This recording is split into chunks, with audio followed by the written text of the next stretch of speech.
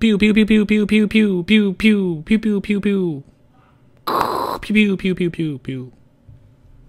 Back in 2005, the hyper-genius space-brain people over at Team Ico followed up their critically worshipped title, Ico, by releasing Shadow of the Colossus, a mammoth open-world fantasy adventure where you play as a fragile little itty-bitty tiny fella trying to toothpick to death 16 colossi that are pretty much drowsy mountain gods with giant swords and laser eyes. The game was a glorious amalgamation of responsive gameplay, thoughtful design, a unique logic train, and a story that was presented like a heartbreaking whisper. The game was critically venerated and is considered by most to be a pillar of artistic achievement within the industry. So how do you follow that?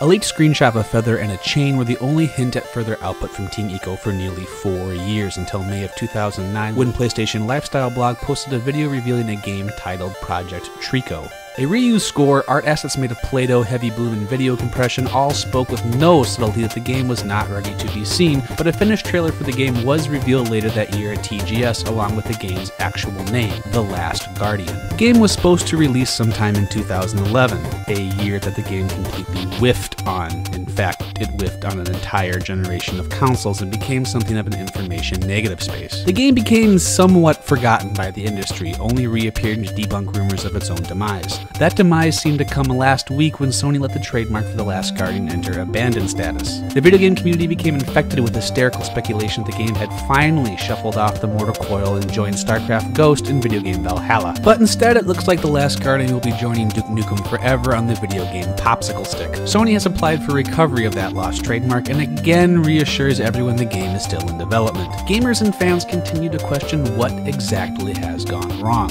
What is taking so long? Why the tits have we gotten no news other than this cryptic tease that the game will be continuing under, quote, a completely new condition? Former IGN editor Ryan Clements reported seeing a running playable version of the game behind closed doors back in 2011, yet we have seen nothing and been given no answer. Being purely speculative, the answer we're looking for is as simple as it is unsatisfying. Creating shit's hard, especially good shit. When you look at something like Shadow of the Colossus and try to conceive the amount of work, planning, and error that goes into something that is so multi-dimensional in its success, it's enough to melt your cerebral cortex. Just because you build something brilliant once doesn't mean you can just fart out brilliance again.